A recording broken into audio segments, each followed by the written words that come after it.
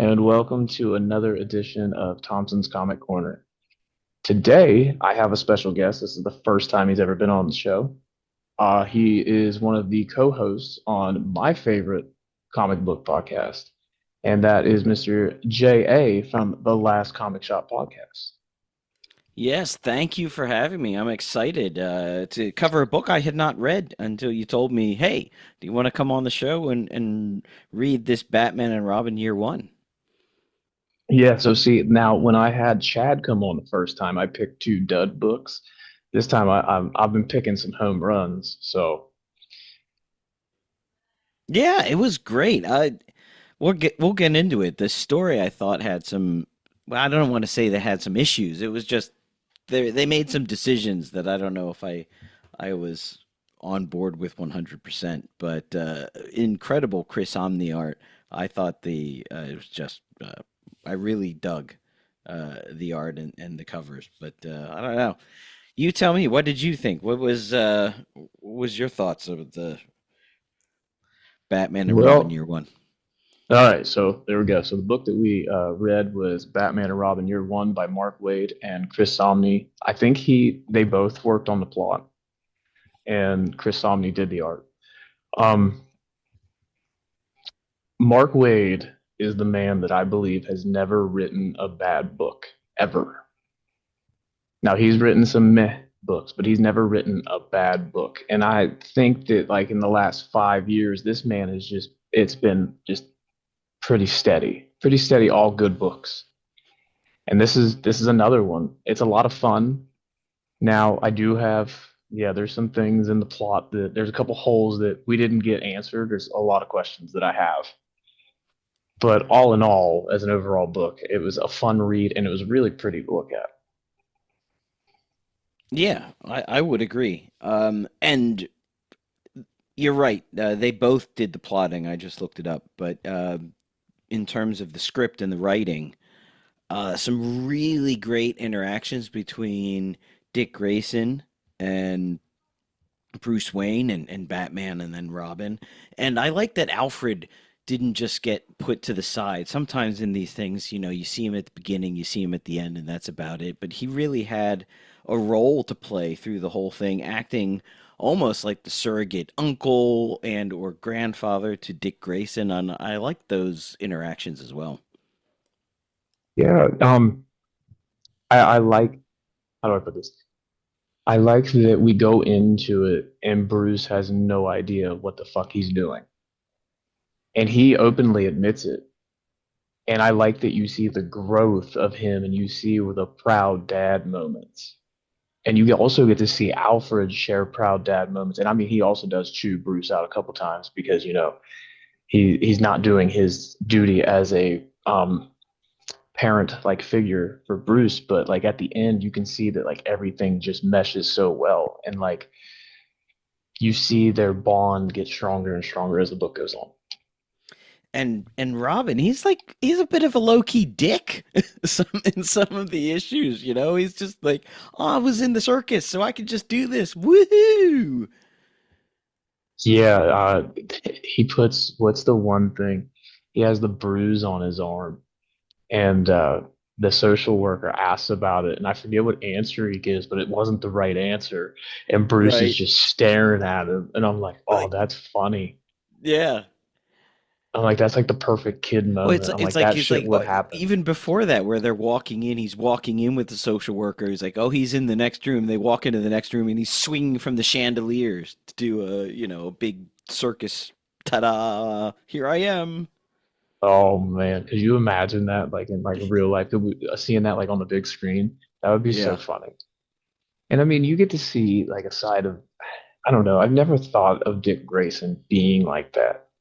Being, how do I put this? I mean, he's funny. Yeah. He's very witty. And like, you don't really, I mean, like the whole, like, gosh, Batman, gee Willikers, like from the TV show. I mean, Yeah. other than that, I Well, mean, I think they did really well. He make him young. He's yeah, he's he's a he's kid. witty, but he's a kid and he's bratty too at times. And what I liked is it sort of mixed. We've got the modern Nightwing now, and there's a bunch of really good Nightwing books out. So everyone knows sort of the modern, older Dick Grayson slash Nightwing, and then you go back and sort of the older Dick Grayson Robin, and then you've got that '60s Robin from the TV show, and this kind of I thought was a nice mixture of the two. So it has some of that like, holy whatever Batman, but He also he does say something along those yeah. lines. Yeah, it's you could oh, is that there's a little homage, right? It has to have been. Yeah. But at the other you have a bit more depth and a bit more pathos with him, I thought too. And as we said, he's bratty. I like that he wasn't fully formed, which I guess is the whole point of the book. Right.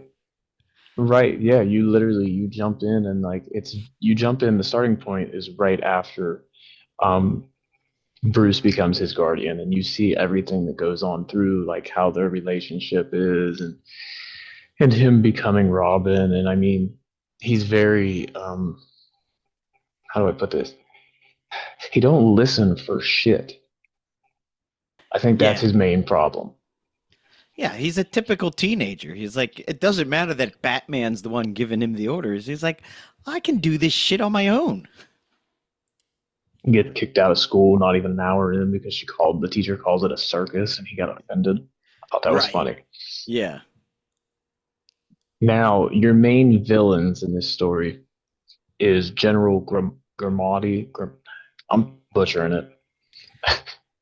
Grimaldi, yeah, I think, but he's almost like a red herring, because it's really Two-Face, isn't it? It's Two-Face and Clayface, but this guy is there half the time. But I think you were saying before we started recording, it's what is his motivation? What was his plan other than Yeah, to be this MacGuffin, right? That drives the story.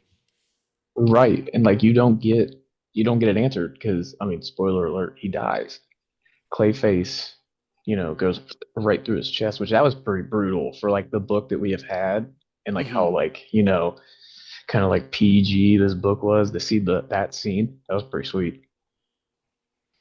And I ain't gonna lie. what happened to the guy's old did I miss it, or were we just supposed to assume that General Gomardi's father was killed off panel by Clayface before he took over? Had to have been killed off panel. Had to have. Because I mean you see the scene where he's dangling his wheelchair and he's like, I'm not gonna kill you, Dad. I just want to just show you that I'm a better man than you will ever be. And that's it. That was the Yeah. last time you really seen him. And When I mean now, he's there with because he's got because Two Face bugs his wheelchair, yeah, but then when Clayface becomes the dude, spoiler as he did, he killed General Grimati by pretending to be his father and listening to him, and then they kind of figure out who. Oh, there was the other thing. They figured out who Batman was, and then that also never really. yeah, like what was the point in that? Like we Right. see that they have this case file. Bruce Wayne's in the case file. He's in Yeah. it. They know Yeah. it, but they Yeah. don't use it. And they're like, oh, wait, this dude spoke, like, they said, oh, he used a circus term. And then, oh, that means that Bruce Wayne and Robin and Dick Grayson are the same. So that means Bruce Wayne should be Batman. And then he gets killed by Clayface. And I assume Clayface then heard all this thinking. So then Clayface knows who Batman is, which means Two Face would know who Batman is. But none of that ever gets explored. Mm-mm. And then he's making so the general is making all these clay faces. Like he has this magic lab that's kind of similar to Hugo Strange and like the Monster Men, which Hmm. that's where I thought we were going with this book. Yeah. And then it was Then it like, all had right, Yeah, or and then it went into like Invasion of the Body Snatchers, which they even mentioned, slash like Secret Invasion vibes. And then I was kind of like, oh, that was interesting, but now this is a little bit less interesting plot wise. I thought it was a story that had been told before. right. And I don't know. it sounds like we're being harsh on the book, but it's really a fun read. Yeah, yeah, I know. I It's think the just reason why we're being harsh is maybe because we wanted it to be that much better because it was so fun. The interactions, the dialogue is really good, especially between Batman and Robin slash Bruce Wayne and Dick Grayson, I think. right. It's just there the villains, your antagonists of the book, we have questions about because they don't get answered. And it's like I feel like his whole idea was that he wants to take over Gotham and be what his dad couldn't be in Miami because his dad was like a mobster, but apparently he didn't take enough, like he didn't do enough in his eyes, and he wanted to prove that he was better than his dad. And I feel like that was the whole premise of it. But then you kill him in like issue 7, and his story is not finished. And his dad's dead, and we don't know what the fuck happened. If that And makes then any sense. right, and then Two-Face sort of takes over the running of this plan, which was just to make a lot of money and Yeah, leave Gotham, not a great plan. I mean, I don't know. That's the problem that we're having here. Yeah. I mean, it is what it is. Like, you know what I mean? I mean, we're not comic book writers, so maybe they had something in plan and then they changed it. I mean, that's a possibility, but you left us a big question that we want answered, damn it.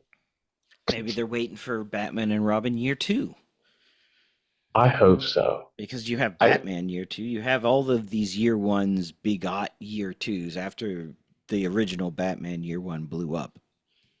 right, which I'm on the hunt for part 1 and part 4.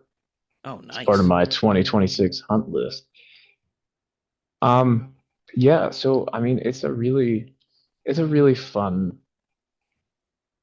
like palette cleanser to like everything that's dark and broody because it's very uplifting. And yeah, I get it. It's Gotham City and it has like the dark tones in it, like in the art itself, like in the colors, but it's still very pretty. Like it is very how do I put this? I would definitely recommend you to read this book. Yeah, and I haven't read like Batman Year Two or Batgirl Year One. Is there a Catwoman Year One? I don't know if there is.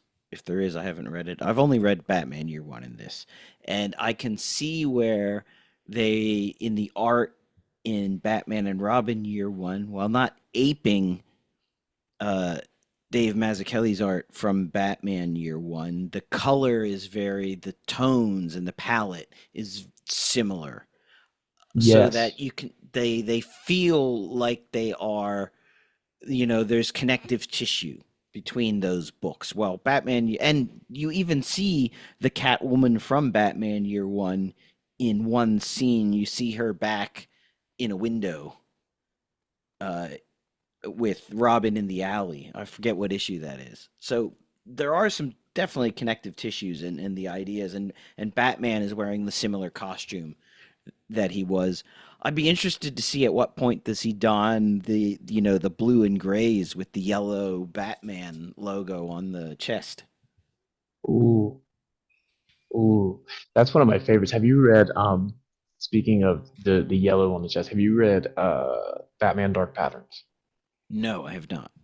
Okay. So 10 out of 10 recommend that you read that because that book is amazing. Hayden Sherman, have you read the Absolute Wonder Woman? No, no. I've read Uh, Absolute Batman and have been collecting, but yet to read Absolute Superman. So Absolute Wonder Woman still on the list.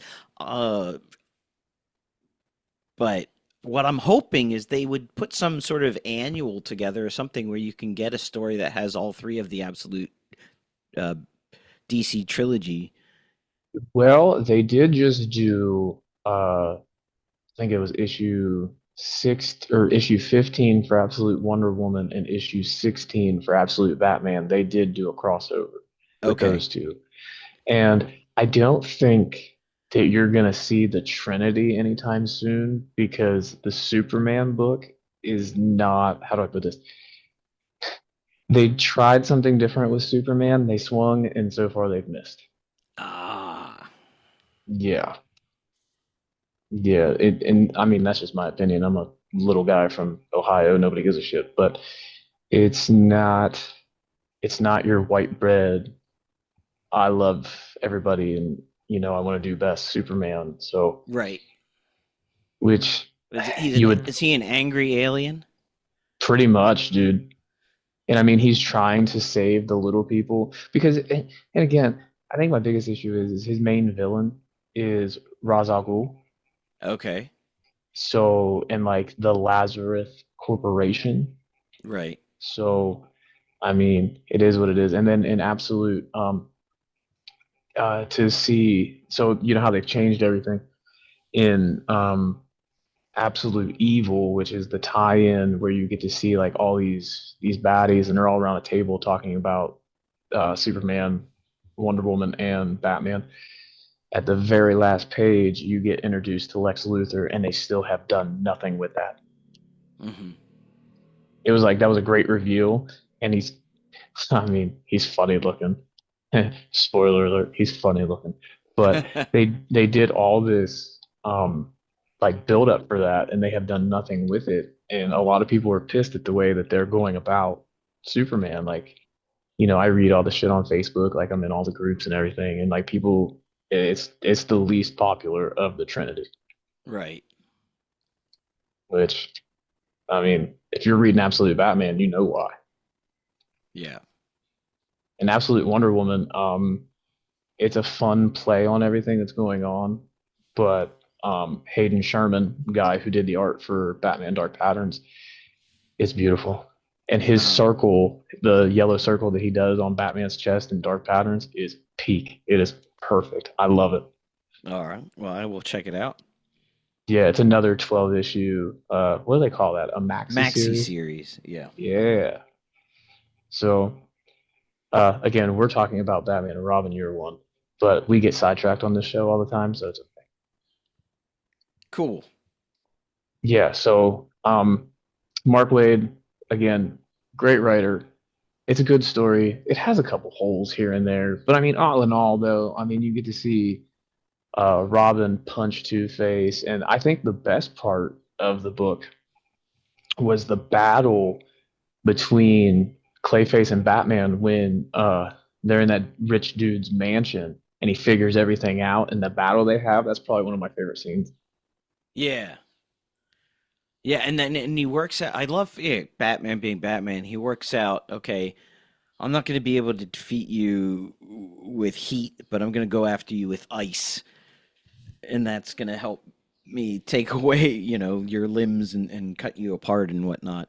Uh, I did appreciate that they didn't go to the Joker and they used other members of his rogues gallery, and it's nice to see it wasn't just Clayface, but it was also sort of a Clayface origin story a bit, and Two Face, who had already been around. Obviously, he was already Two Face, so that I thought was good as well because you're getting more, more bang for your buck, more villain for your villains, I guess, along with the aforementioned General Grimardi, which we both thought was kind of weak, but I guess he's there. He really is there just to propel the plot forward. I mean, he doesn't have any other reason to exist No, outside of that. he's just there to be there. Yeah. Which again, I mean, it's fine. Like it's not anything bad. It's like Could they couldn't have you just written it in a way where we don't have this MacGuffin villain who turns out to not, not matter because he gets killed off in issue 7? I guess could we have just done it in a way that it's always Two Face or the right. Riddler, or it's one big bad. If you want another bad guy pulling the strings, make it and make don't make the front or the face bad guy some pointless, useless. But I want to say useless. Don't make him some character that you've never heard of before and will never hear again because you killed Right. him off. Yeah. Yeah, because he's a one and done. But again, I mean, I did like so at the beginning of the story, I did like his build up though, and I kind of liked his background where he's like he has his dad. And apparently, his dad was I'm going to assume that his dad was a terrible dad Yes, because yes, it seemed like he sent him off like he couldn't be bothered by him, and like he's like showing his dad's like, listen here, you piece of shit. I'm doing yeah, everything you wanted to do, and I'm better than you. I kind of liked that character, yeah. I and know he then had. I thought he had some potential, definitely, and the whole playing all the gangs up against each other. That was interesting. I just thought then it went into farce a bit. I guess I don't know. yeah, and then you put him as like he's like the mastermind behind all these clay faces. And it's like we could have done without that. He didn't Yeah, need that. Just give yeah. him his opportunity to fight against Batman as the big bad mobster guy, and it was perfect. Yeah. But I guess, on the flip side, they really wanted to start to lean into the supervillain tropes too, right? And it was like the Right. police are here to go after the mobs and stuff, but Batman and Robin are here to handle the supervillains and these meta powered individuals. Yeah, which I did like how Commissioner Gordon does say that. He even acknowledges that. And you really couldn't have asked for a better like the ending of the book was good. Like the battle with him and Clayface and Two-Face and everything that was perfect. Like again, it was really that battle was good. Like all of it was good. It's just the general was just, Yeah, he it was was sort of the there, they built setup. him up Yeah, and they tore him yeah, up. yeah, yeah. I mean, definitely the MacGuffin of the whole thing. But I- and again, I think we're harping on these little things because the rest of it was a really fun book, really well drawn. I love that one. I forget what issue it is, but it's a full page panel where Batman's saying the Batcave essentially goes under all of Gotham, and he uses it, and he buys it. He said, I don't just use my money to build Batmobiles. I also buy derelict houses so then I can use them to exit the Batcave into the city. I did like I did like how you say, and that reminds me of the part where he uses Wayne as a verb. He's like, I had to wane the principal so you could come back tomorrow. And even Alfred goes, Sir, did you just use that? Did you just use your name as yes. Yes. Oh, yeah. There were some really good notes. I loved the little bit of intrigue with the social worker where Alfred is about to tell Bruce Wayne something and then he doesn't have the time to deal with it at the moment. But then it can't turned out that it's just that she had been an orphan herself and her parents had passed away. I was like, oh, I was thinking it was going to be something better. Right. Which I mean, they built her character up too, but it was a lot of fun to watch her like stand her ground with Bruce and like she was on his shit. And like he tried to charm her and it was working at Yeah, first and then Dick not had so to decide much. he had to Yeah. swing from the chandelier. So yeah, I was wondering if they were going to take that somewhere, and I was like, oh, do we need yet another little plot point? Do we need a little romance? And they didn't go that way, and I kind of glad they didn't. But she was interesting. She was interesting. Um, Definitely a I minor mean character in the whole thing. hey, we might see her in year two, you never know. I mean, True. I'm not speculating here, but I mean there's a good chance. Because he's only on a 12-month probation. Remember, he tries to get full custody and she tells him not to push it. Right. Yep. So all in all, it's a good book. So we're gonna go into the review part where we do the 5-star review. For everybody listening, that is 2 stars for story, 2 stars for art, and 1 star for cover. For me, it's gonna get 4 stars. It's 1 star for the cover, two for the art, and one for the story because again, I really liked the general's character. I didn't like that they killed him off the way that they did, and then it just stopped there, and they didn't answer my question. So yes, I'm a little pissed about that. So yeah, that's my review. Yeah, I think I will echo that. I thought the cover was one. The art is two. The art was incredible.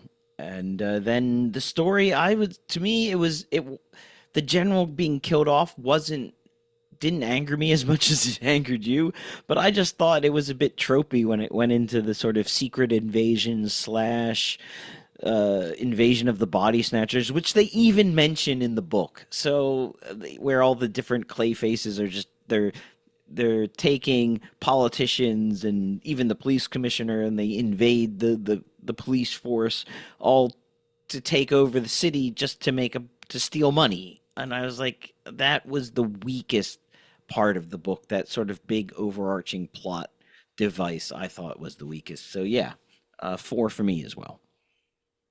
Well, so thank you, Mr. JA, for being on the show this week.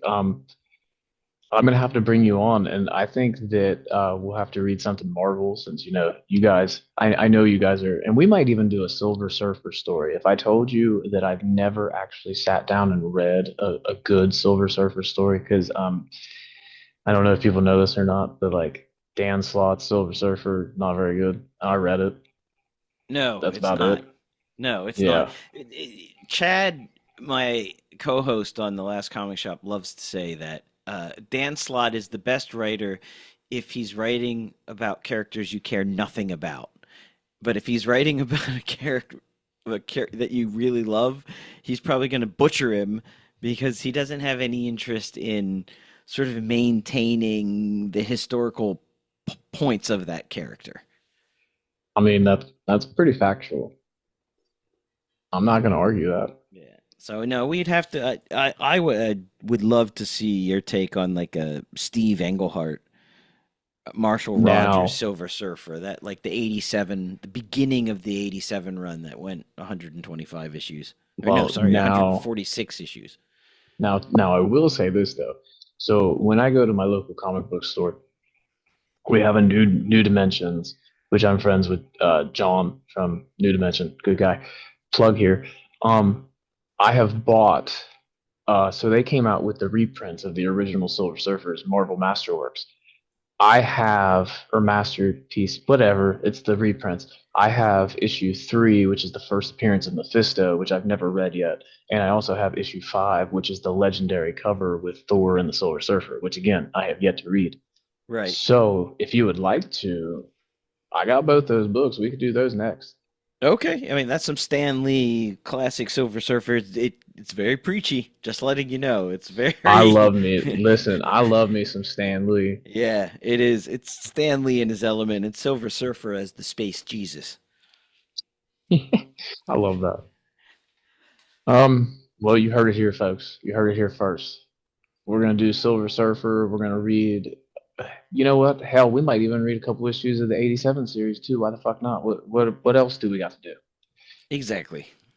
So, again, thank you so much for being on the show. And hey, if you got anything to plug, like you want to plug, the Last Comic Shop podcast or anything you got going on, now's the time.